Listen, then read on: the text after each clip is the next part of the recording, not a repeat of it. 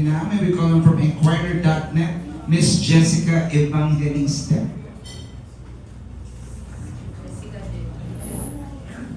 Hi, Jessica. Hello po, congratulations po sa inyo lahat. Yung question ko po kay Miss Anya po. Yung first question ko po, alam ko naman po like everybody else, fan din po kayo ng KMJS. So may specific episode po ba in the past na parang nag-leave ng impact sa inyo and bakit po? Isa doon yung Junjun, yung batang sa call center, Kasi siguro dahil totoo dami ko mga kaibigan na may mga na-experience na ganun. Kaya sabi ko, baka totoo nga siya. And isa pa, yung ngayon lang, yung Lipa Massacre, yun po, sobrang ang lala na parang hindi ko ma-imagine na syempre ang totoong horror doon ay yung kaya palang patay talaga kahit na, alam mo yun, yung minsan kapag nawawala ka na sa katinuan, dahil meron tayong kagustuhang mangyari, kaya nating pumatay ng isang tao. Diba? Yun yung pinaka-nakakatakot. And isa yung sa mga dolls. Kasi meron akong experience kasi sa taping namin. Kaya totoo yun, yung dolls na yun. Meron kasi moment, comedy pa yung ginagawa namin, Dear Uge. Hindi ko makakalimutan. Sa yung kwarto na yun, puno-puno ng mga dolls, lumang dolls kasi. Pagbukas, binuksan namin yung door, tapos medyo may kilabot na kasi may isa doon, sa dami ng dolls, merong isang nakaitim lang. So, ang ganda nila, pero medyo nakakatakot. And then, lumabas kami, wala nang tao doon sa loob. Pagbalik namin, galing after ng take, hindi na namin pabuksan. Tapos sabi namin, wala naman tao. Ang tagal namin, kumakatok wala. So sabi namin, wala po, hindi po namin mabuksan. Kailangan po sana namin yung gamit namin sa loob. Eto na, pagpunta ng tao, nakaabang lang kami doon na. Isang bukas lang. Parang doon namin naramdaman, baka meron. Tapos kasi iba yung kilabot. Totoo po yun yung nararamdaman mo minsan. Parang may malamig na medyo kinikilabutan ka. Hindi naman po ako doon naniniwala sa horror, pero alam niyo yun, parang possible pala, baka nga totoo. So, Yung second question po, yung episode niyo po is nakafocus po sa mga mythical creatures like Berbala po. Ano po yung personal take niyo doon? Naniniwala po ba kayo sa mythical creatures? Sa akin kasi, ako talaga hindi ako paniwalain sa mga ganun. Hindi talaga ako matatakotin masyado pagdating sa mga ganun. Pero bilang sa Laguna kasi ako, medyo probinsya siya, yung tita ko ang nakakakita, medyo malayong kamag-anak, tita-titahan namin. Palagi siyang may nakikita, tinatawag niya tik-tik.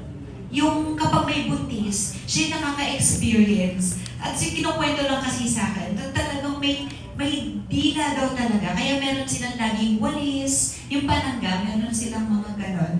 Tsaka asin.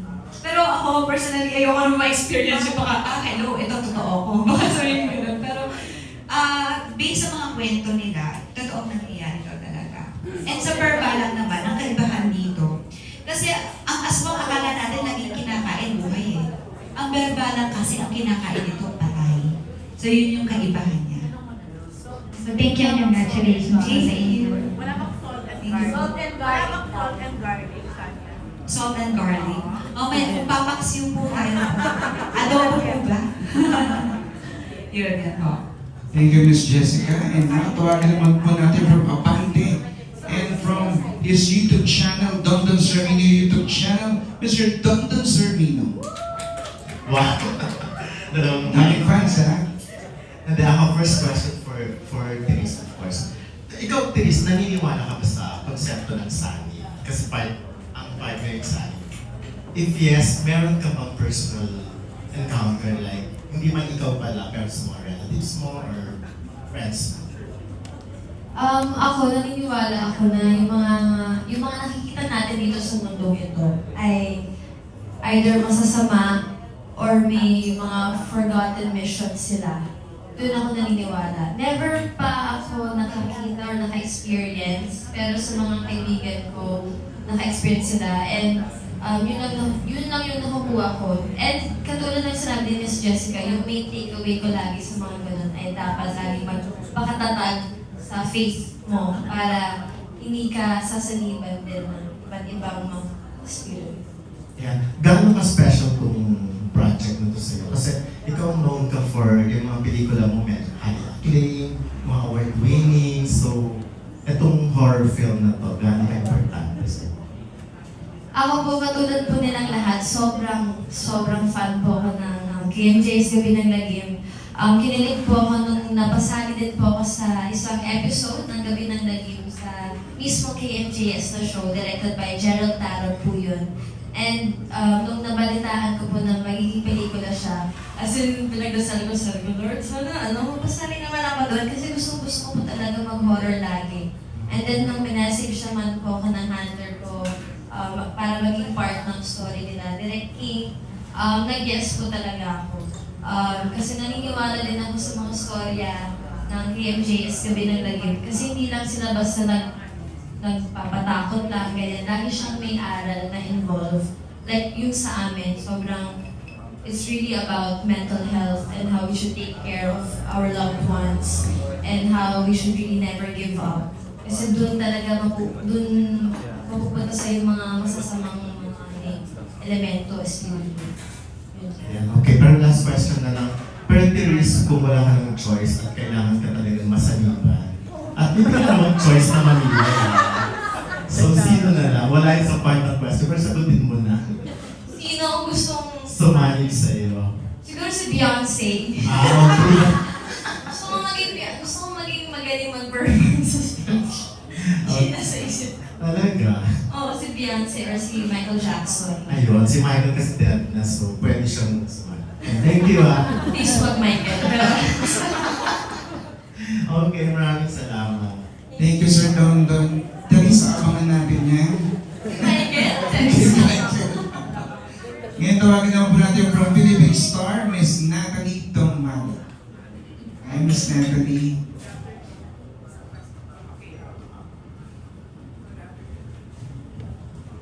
Check lang po natin yung microphone.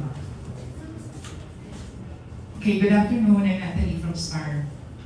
Yung question ko lang, sana everybody can answer. What's your biggest fear ba?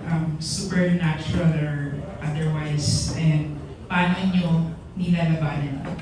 Maybe we can start with Therese. Okay. My biggest fear is being forgotten. Yun talaga yung biggest fear ko. For me, it encompasses death kasi okay ako na ready na ako if ever man sabi ni Lord, okay, tara na ganyan. Tara na. I mean, because I would want to be able to leave this world na naaalala pa rin yung mga nagawa ko sa buhay, yung purpose ko sa buhay. I think sobrang sakit para sa akin pag nakalimutan ka na ng lahat. Yun. And for me to go past that is to do things with a purpose and to be intentional with my work. Kaya lahat ng mga ginagawa ko ngayon, para talaga siya sa mga tao, para sa purpose ko, which is pagkukwento. Kaya nagsistart na ako mag-produce, nagsistart na ako pumili lalo ng mga proyekto, on-cam man or behind cam, para makalimutan man ako mismo, at least hindi makakalimutan yung mga gawa ko. Yun. Girl, saan? Pero, diba?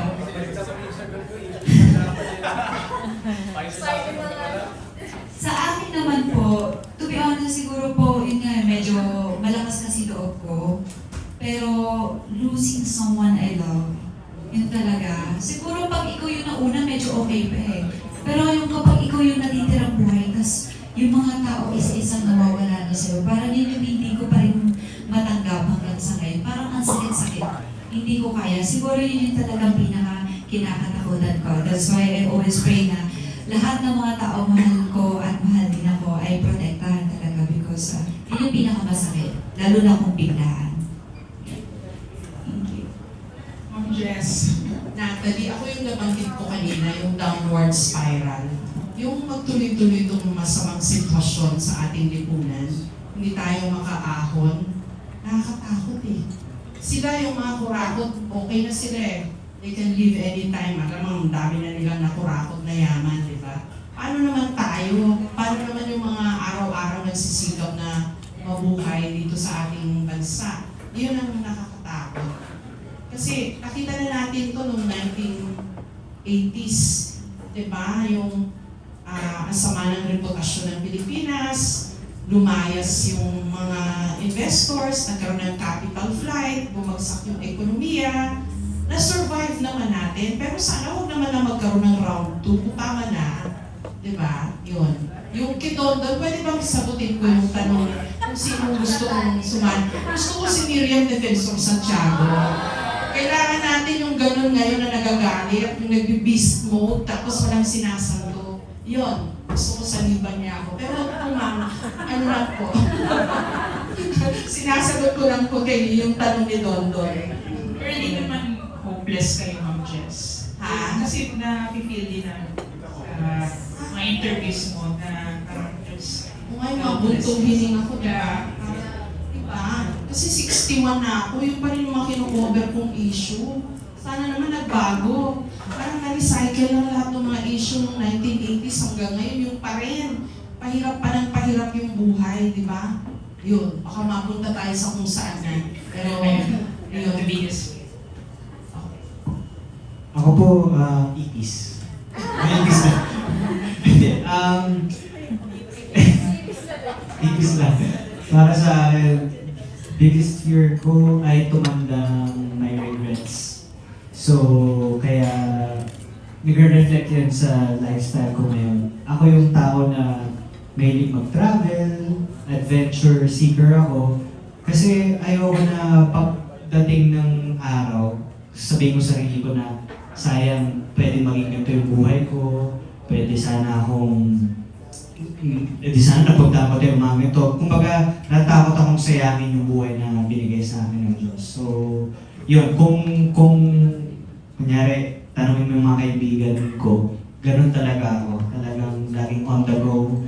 And mas pinipili ko yung mas exciting na ruta sa buhay kaysa sa boring. Dahil gusto kong maramdaman na buhay ako. Para pagtanda ako, hindi ko masasabi na nasayang yung buhay ko. Yan po. Ganda naman ang sagot nila. Parang hindi ako na sumagot. Ipis. Gagambayin sa akin, eh. Then my greatest fear siguro po yun. Yung mawalan ng fear. Ng fear. Ng fear. Na-explain ko ba? Ha? So, hindi ako sa akin siguro yung takot ko sa death doon. Pero ang pinaka-kinakatakutan ko is dapat pag nawala ako, dapat yung anak ko okay siya. Kumbaga ako, I talagang work hard ko talaga yung lahat possible na work na pwede natin gagawin natin yan. Puro ng ilang policy na yung meron ako, just in case, just to be safe, just para yung anak ko secure. So yung parang kinakatakot. Which is ngayon, ginagawa ko naman ng paraan para hindi siya mangyari. Yan lang po, short lang. John? Grabe, ako pa yung pinakahuli. Ang gaganda ng mga sagot mo nila. Siguro greatest fear ko yung ako yung last na sasagot. Then, kuha lang po ako ng mga sagutan din mula po sa aking mga kasama, especially Ma'am Jessica. Kasi totoo, greatest fear ko mula nung bata ko, losing yung mga mahal natin sa buhay, which is na-experience ko po. Kasi ngayon ay uli lang lubos na tayo. Nakita na natin at naramdaman kung gaano kasakit ang mawalan ng mahal sa buhay. So ngayon, parang ang pinaka-kinakatakot ko naman ay iwan nga yung mga bata, yung mga anak ko, na ganito ang sitwasyon ng mundo natin. Alam naman natin kung ano po yung kinakaharap natin lahat ng bansa natin, mula po sa ibang mga namumuna sa atin. Kumbaga, nakakatakot na iwan sila dito sa mundo ito ng hindi pa maayos ang lahat dahil for sure sa mga susunod na taon, kung lalala pa po ito, hindi na tayo yung magsasuffer once na umalis tayo yung mga bata na. So, yun po yung nakakatakot. Kaya sana habang may buhay, habang tayo may pagkakataon na makapagsalita, magawa po natin ito at maiparating natin sa mga kinaukulan na isipin nila yung mga bata, yung mga maiiwan natin, anak natin, para sila man din magkaroon naman ng magandang kinabukasan, ma-experience naman nila yung kaya sila natatakot lumabas, hindi sila natatakot na tuparin yung mga pangarap nila. Yung walang pipigil. Kumbaga, itong mundo ay maintindihan nila na kaya sila pinanganak sa mundo para magawa nila yung mga gusto nila. Yun lamang po. Salamat po. Thank you very much.